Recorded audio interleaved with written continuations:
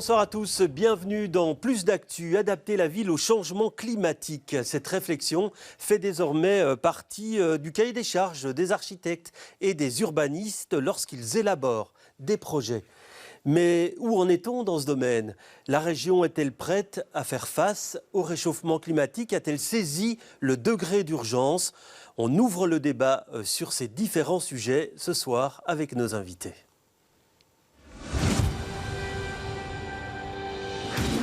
Voilà, des invités que je vais vous présenter, en commençant par vous, Davide Caucello, bonsoir. Bonsoir. Vous êtes architecte, vous faites partie de l'équipe du Baumeister, le maître architecte de la région bruxelloise, et vous êtes chargé plus spécifiquement des concours au sein du BMA. J'accueille également Geoffrey Grulois, bonsoir. Bonsoir. Vous êtes professeur à la faculté d'architecture La Cambre-Horta de l'ULB, et vous êtes également membre du comité d'experts climat de la région bruxelloise. Merci d'être avec nous ce soir. Première question, Geoffrey Grulois, comme vous êtes dans ce comité d'experts, est-ce que vous avez l'impression que la région aujourd'hui, les autorités régionales ont pris conscience de la nécessité de végétaliser la ville? Pour voir, je dirais, l'ensemble du résultat qu'on a donné, il faudrait lire l'ensemble du rapport qui met en avant, je dirais, les points positifs qui sont réalisés et une partie effectivement de désimperméabilisation notamment, mais encore, je dirais, l'ensemble des choses qui restent à faire pour aller plus loin au vu des enjeux qui sont liés au réchauffement climatique. Oui, Bruxelles Environnement vient de publier des chiffres en disant que 53% de la région est imperméabilisée, avec un taux de 93% au centre-ville. Cette imperméabilisation, elle a augmenté ces dernières années. Effectivement, elle a même augmenté en fait de manière plutôt linéaire depuis les années 50, donc depuis 70 ans environ. Alors avec quelques pourcents qui sont, je dirais, au cours d'une décennie. Donc on est encore dans cette logique, je dirais, d'imperméabilisation. On sait qu'on a besoin aussi de logements supplémentaires. Donc il y a cette tension entre ces enjeux, je dirais, de densification et puis de l'autre part, la nécessité impérieuse de désimperméabiliser et de végétaliser la ville. Oui, alors David Caucello, vous voyez passer beaucoup de projets au BMA, des projets d'espace public, des projets d'architecture. Est-ce que vous avez l'impression que les maîtres d'œuvre aujourd'hui ont pris conscience de cette problématique ? Oui, tout à fait. Je crois que la manière de désimperméabiliser est rentrée beaucoup plus dans la manière de faire, disons, les pratiques courantes. Ça se fait autant sur les places publiques. Voyez un exemple Flagey. Ça se fait sur le bord des routes. Je crois que c'est une pratique qui se voit de plus en plus du côté de XL, par exemple. Et en tant que BMA, nous, on a récemment publié un guide des espaces publics qui est une sorte de petit cahier d'accompagnement pour aider les maîtres d'ouvrage publics, notamment à végétaliser davantage les rues. Donc c'est une pratique qui prend de l'ampleur, pas forcément sur le plan réglementaire, mais en tout cas des pratiques courantes. Ouais, Geoffrey Grulois, est-ce que ça va assez vite, selon vous ? Parce que là, on constate qu'on a augmenté l'imperméabilisation des sols. On pourrait s'inquiéter, non ? Alors je pense qu'on doit s'inquiéter surtout au vu, je dirais, de l'inégalité du degré d'imperméabilisation dont vous avez parlé, mais aussi du rapport aux espaces verts, de la différence qu'on trouve entre certains quartiers et d'autres, c'est-à-dire des quartiers qui sont plus préparés parce qu'ils ont, je dirais, plus d'espaces verts et donc ils pourraient faire face plus facilement, par exemple, à des îlots de chaleur urbains et à d'autres qui sont les quartiers plutôt centraux qui font face à un ensemble de risques et qui, eux, je dirais, ont un besoin très très important de végétalisation et de désimperméabilisation. Alors des projets, il y en a, ils sont en voie de réalisation. C'est le cas à XL où la commune va planter 94 arbres à la place Flagey et à la place Sainte-Croix, juste à côté. Regardez l'extrait de ce reportage qu'on avait réalisé en juin 2022. Flagey, 3 heures de l'après-midi, sous un soleil de plomb, ici le mercure grimpe rapidement. En cause, cette place très minéralisée avec peu d'arbres. La tendance est même visible à l'échelle de la région. En bleu, les zones les plus fraîches, toujours les plus vertes. Idem même à l'échelle d'XL. On peut remarquer sur la carte d'XL que les îlots de chaleur se concentrent surtout dans le nord d'XL. Et comme par hasard, le nord d'XL est beaucoup moins vert que le sud de la commune.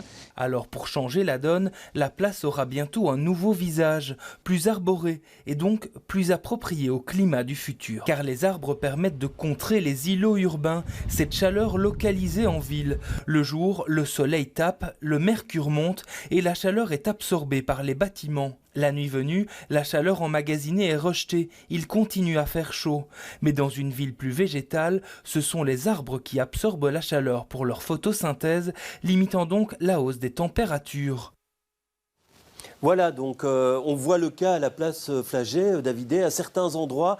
C'est très compliqué, hein. Par exemple, certains se plaignent de la minéralité de la place de Brouckère, mais ce qu'on nous dit, c'est qu'en dessous, il y a des tunnels et que donc c'est très très compliqué de verduriser. Ça l'est, effectivement. On sait qu'à Bruxelles, il y a tout un réseau de canalisation sous terre qui rend très, très difficile parfois la désimperméabilisation. Maintenant, je crois qu'on ne doit pas regretter les erreurs du passé, plutôt faire avec, plutôt accepter qu'il y a des contraintes sur la ville. Et effectivement, à Flagey, ça a été un jeu de négociation, de végétaliser là où ça a été possible. Maintenant, je crois aussi beaucoup en la capacité de créer des architectes, des urbanistes, des professionnels, des faiseurs de villes. Donc on développe de nouvelles techniques aussi pour planter sur de fines couches de terre ou alors expérimenter des techniques pour réutiliser les substrats de la ville en évitant d'ajouter de la nouvelle terre. Donc je crois qu'il y a une forte capacité d'innovation de la part des professionnels. Alors Geoffrey Grulois, la solution c'est quoi? C'est de planter partout où c'est possible, même dans des tout petits espaces? Oui, ceci dit, il faut quand même souligner que l'efficacité sera d'autant plus importante que l'espace vert est important, disons, et qu'on est dans de la pleine terre. Donc, je suis tout à fait d'accord avec David qu'il faut, et comme vous le dites, végétaliser là où on le peut, mais en même temps, c'est clair que ce sera le plus efficace là où on a de la pleine terre, et les documents d'urbanisme qui sont en projet pour le moment vont dans ce sens-là, essayer au maximum de voir comment on peut désimperméabiliser et aménager et réensauvager, je dirais, des espaces qui sont sur de la pleine terre où on n'a pas d'espace, je dirais, construit en dessous. Oui, alors vous le disiez, hein, on a besoin de logements, il faudra continuer à construire. C'est source de tension, hein, on le voit régulièrement avec certains comités de quartier. Mais selon vous, il y a moyen de concilier construction et végétalisation? Je pense qu'il faut absolument ne pas augmenter l'empreinte bâtie. Et donc, pour concilier cette question de la désimperméabilisation et de la végétalisation, construire quand on peut densifier ou dans des structures existantes et donc reconvertir, par exemple, des immeubles de bureaux. Oui, alors vous le dites également, hein, tous les espaces doivent être mis à contribution, même des tout petits. L'idée, c'est qu'il y ait des arbres un peu partout où c'est possible. Tous les espaces comptent. Je crois que le grand parc est important. On a besoin d'un parc Tour et Taxi, ici à Deux Pas. On a besoin d'interventions sur toutes les rues de Bruxelles. En fait, l'eau est à considérer dans l'ensemble de son espace géographique, en fait. C'est un ensemble de bassins versants, et comme le disait Geoffrey tout à l'heure, il y a des quartiers qui souffrent plus que d'autres. Donc la manière dont on gère les eaux en haut du bassin auront un impact sur les zones les plus basses. Donc on a besoin d'intervenir sur toutes les zones où il est possible de faire. En tant que BMA, ce guide espace public rejoint cette idée. Il y a déjà une cartographie, il y a un modus operandi en fait, pour végétaliser les rues en pente de la région. Oui, parce que c'est aussi un moyen de lutter contre les inondations. On l'a vu à Valence actuellement. Ouais. C'est aussi important d'enlever les pavés partout où c'est possible. Tout à fait. Les solutions basées sur la nature et donc la désimperméabilisation, la végétalisation agit pour les deux types de risques. Et comme on le disait, ces risques sont souvent concentrés dans certains quartiers plus précarisés. Donc, c'est-à-dire qu'on a une accumulation du risque environnemental et du risque socio-économique ou des vulnérabilités socio-économiques. Et donc, c'est dans ces quartiers-là qu'il faut absolument mettre en place ce type de solutions qui répondent aux deux problèmes. Oui, alors pour vous, c'est quoi les zones? On a parlé de l'hypercentre, mais quelles sont les zones les plus critiques hormis l'hypercentre-ville? Alors, il faut dire que c'est une recherche relativement récente d'identifier où sont les vulnérabilités économiques, environnementales. On avait encore très peu de données là-dessus jusqu'à récemment, mais les plans climat, notamment aussi les études de Bruxelles Environnement, donnent une cartographie beaucoup plus fine. Et ce qu'on se rend compte, par exemple, c'est que des zones relativement anciennes qui ont été relativement bâties, souvent placés en bas des quartiers, donc par exemple le bas de Forêt, le bas du Vieux-Laken, la rue Grès à Ixelles, qui sont des quartiers très densément, relativement populaires, très densément bâtis, et qui sont effectivement plutôt en aval des anciens affluents de la Seine, disons, et donc là, vers où s'écoulent les eaux, les risques d'inondation sont les plus importants. Mais alors, au niveau réglementaire, est-ce qu'on a les instruments, selon vous, aujourd'hui, pour pouvoir agir dans ce domaine? Les impositions réglementaires sont-elles assez fortes, selon vous? Je crois que ça change. Il y a depuis plusieurs années le nouveau plan de gestion de l'eau, il y a le nouveau plan d'innovation d'Innoviris, il y a beaucoup de recommandations qui ont plutôt à voir aussi avec les pratiques communales, je crois, et régionales. Je crois qu'il y a une manière de faire qui change, en fait, une culture du projet urbain qui change. Je ne suis pas sûr que la réglementation suive exactement le même pas. Je crois qu'il y a d'abord des expérimentations, ce qu'on appelle les niches, en fait, qui sont des projets pilotes et qui deviennent ensuite réglementation. Alors, on voit il y a des nouveaux plans qui existent, comme le Good Living, le nouveau règlement régional d'urbanisme, qui n'a pas adapté, selon vous, Geoffrey Grulois. Est-ce que ce texte prévoit assez de choses pour lutter contre ce réchauffement climatique? Oui, il faut dire qu'il y a vraiment un tournant, on le sent par rapport à l'ancien règlement régional d'urbanisme, et qui est toujours en application. Il y a clairement un tournant de questions plus esthétiques, j'irais vers des questions environnementales. Et donc, par exemple, l'intégration dans une partie du projet, mais comme c'est encore l'état de projet, d'imposition claire sur les permis pour le nombre de pourcentages qui devraient désimperméabiliser, et donc une obligation, d'une certaine manière, d'avoir un minimum d'espace végétal sur la voirie, et également sur les surfaces privées. Donc là, clairement, on a des mesures, mais il faudra voir si ces mesures contraignantes vont passer et vont être votées et vont devenir, je dirais, la norme. Elles sont indispensables, il faut qu'il y ait contraintes à un moment donné. Je pense évidemment toujours politiquement plus difficile à porter,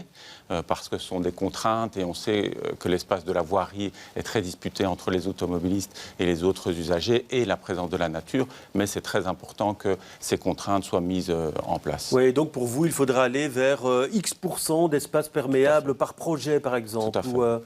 Oui. Et justement, vous qui voyez des architectes, des urbanistes qui présentent des concours, comment perçoivent-ils finalement ces contraintes?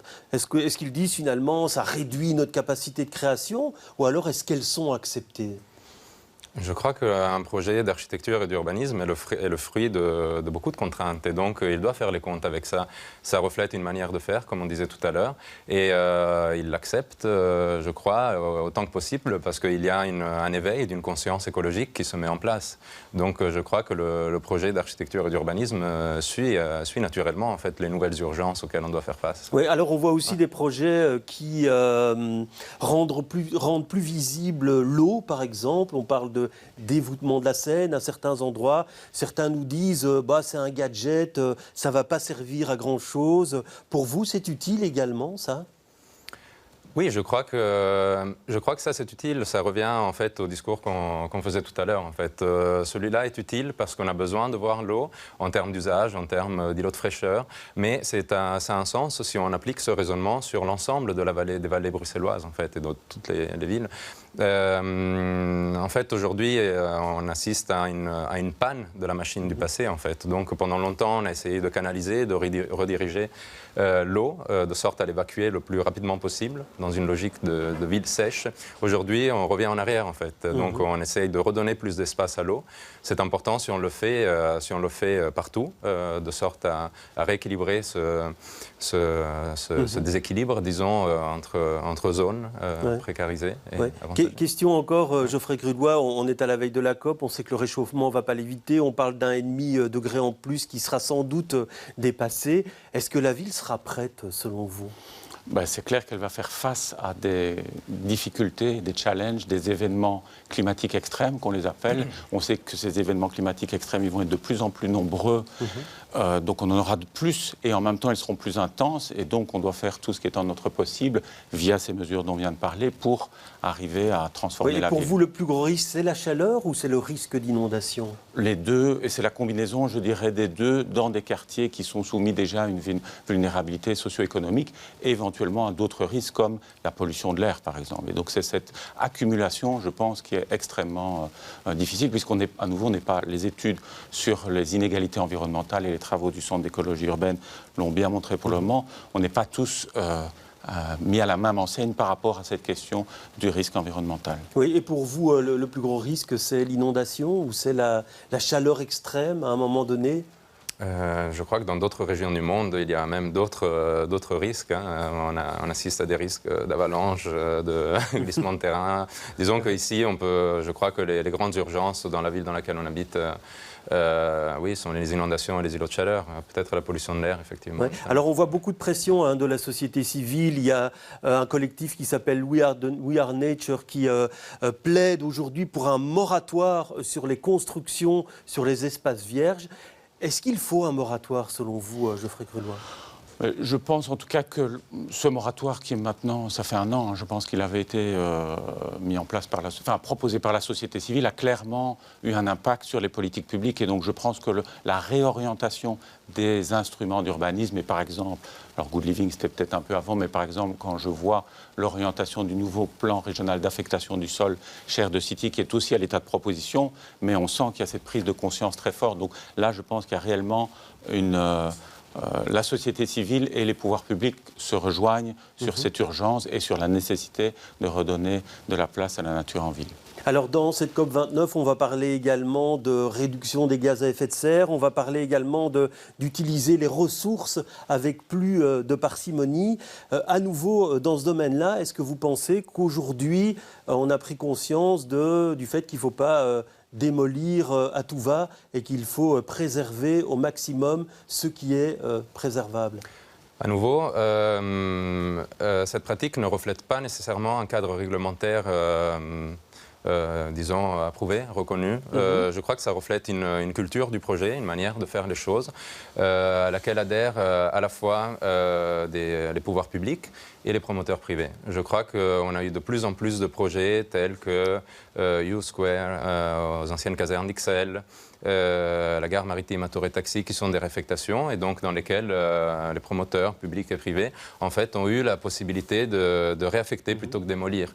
Alors ça reflète une culture du projet, une transmission du faire avec ce qui est déjà là. Oui. Ouais, vous qui êtes un observateur en termes d'urbanisme, est-ce que vous avez l'impression que c'est passé dans les mœurs? Parce que quand on voit certains projets, on parle par exemple le long du canal où on a détruit une partie de la Credit Bank, le projet Brooker, on a détruit tout l'intérieur d'îlots. Est-ce que vous pensez que dans le chef des promoteurs, cette idée, utiliser l'existence, est rentrée dans les mœurs?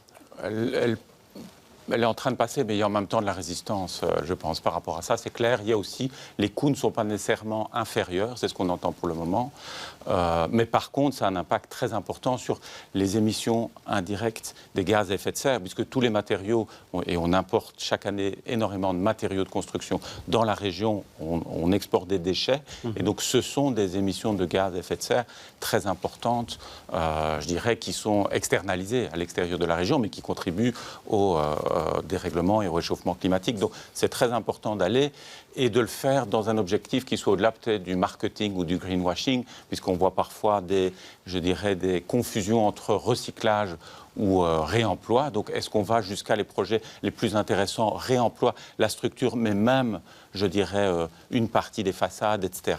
Et puis d'autres projets qui parle de recyclage et en fait, je dirais, on parle plutôt de sous-cyclage où on met du verre, par exemple, écrasé pour finir dans du bitume de voirie. Donc, résistance, vous la constatez aussi de certains par rapport à cette volonté de préserver l'existant?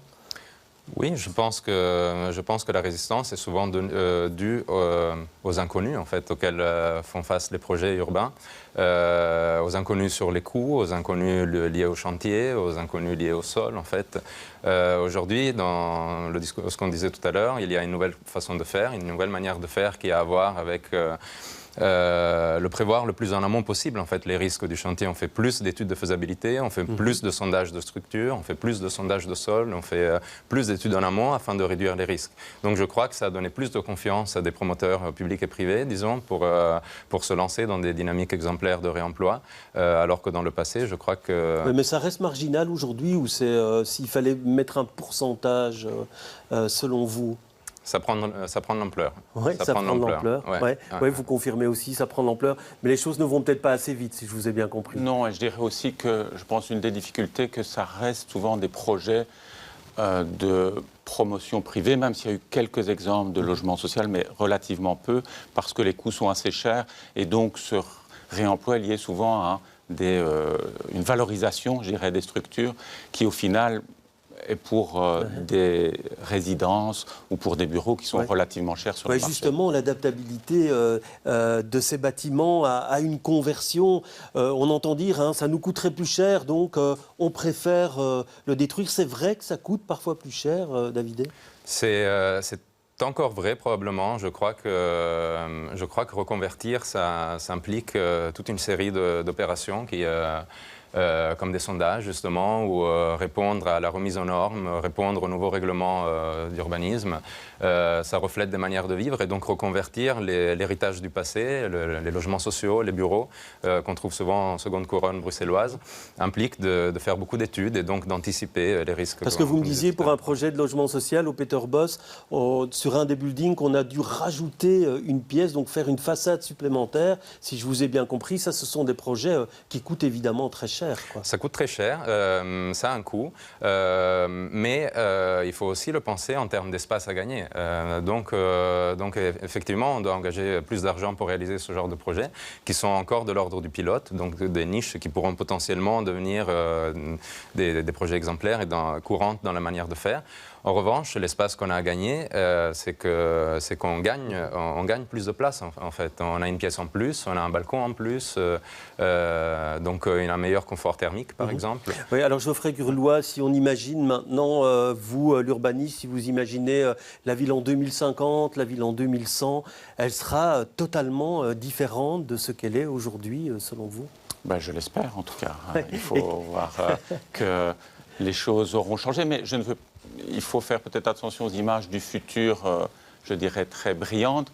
Et de ce qui ressort de notre discussion, c'est plutôt que la ville, en même temps, devrait se reconstruire sur elle-même. Elle devrait réemployer la matière qui est déjà là, disons, et l'énergie qui est déjà incarnée dans les différents bâtiments. Et donc, en même temps, son image doit changer, en même temps, elle doit être plus perméable, plus verte, mais en même temps, elle ne doit surtout pas être une démolition complète pour avoir des bâtiments qui seraient aux meilleures normes et qui en même temps d'isolation, mais qui en même temps auraient consommé énormément de matière et d'énergie. Très bien, mais merci en tout cas d'avoir échangé ces réflexions ce soir sur notre plateau. Demain, vous retrouverez Michel Gaillard pour un plus d'actu politique. Moi, je vous retrouve lundi avec beaucoup de plaisir. Très bonne soirée à tous.